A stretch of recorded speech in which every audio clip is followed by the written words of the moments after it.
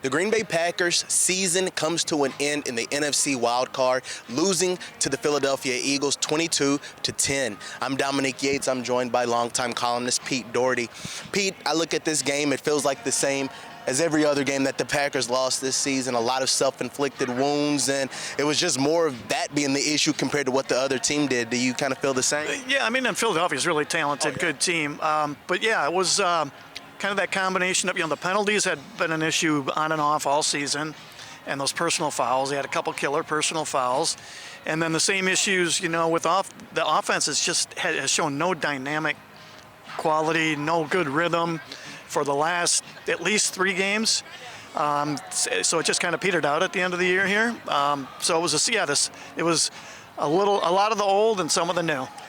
What do you make of, I guess in a way, what happened to the defense or to the offense? Was it so much the opposing defenses, or I guess what do you kind of make of how they weren't able to ever get in a rhythm down the stretch? I mean, Philadelphia's got a good defense, but there are no great defenses in the NFL this season.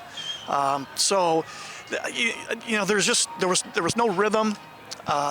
Teams started playing 2 shell, it seemed like, at the end here. The Vikings did it, and the Bears to some degree, and Eagles were in it all night, and Packers showed no ability to make them pay. You can't, so it makes the deep ball harder, but then you got to either run the ball on them or you got to have the quick passing game, and nothing. They just had nothing going, no rhythm.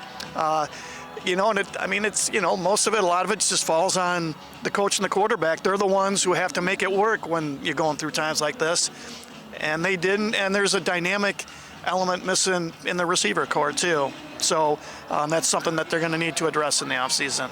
Now, as far as defensively, I think that was the one unit who did show up today. The special teams struggled. The offense, as you mentioned, struggled. But it seemed like defensively, if not for them, this game could have really gotten out of hand. Yeah, when they're down 7-0 coming right out of the chute, and then they have to punt again after their second possession, thinking, man, they're going to be down 10 or maybe probably 14-0 off the, this game's going to be over before you know it. And they kept getting stops, and you just got in the second half, and it's like, well, they got to score, somewhere in here. There's no way this defense can hold up.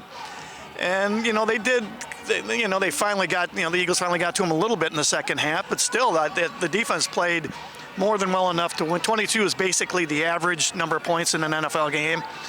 So the defense did its job against a very talented team, but just like it was down, the last 3 games, the offense, there was just nothing there. On to 2025, as far as with this team, you just mentioned questions about the wide receiver. What are some other areas and things that you feel like this team has to fix and get better at if they want to not only get to the playoffs, but win some games in the playoffs next season? Yeah, I mean, everybody just followed this team. I mean, they know what I'm about to say. Yeah, right. Pass rush, cornerbacks, and receiver. That's where they need to upgrade the talent, and they got 3 different avenues. You got the draft, you can trade, and you got free agency. So I suspect it's going to be a very busy offseason for Brian Gutekunst and his staff, because they still have to feel like they're close. They've got a young team. Love did not play as well the second half of the season, but there's still talent there. There's still a lot to work with here, but they need to strike, because these windows don't stay open forever. So they need to, some of the talent, if you had all rookies, you can't count on the help right away.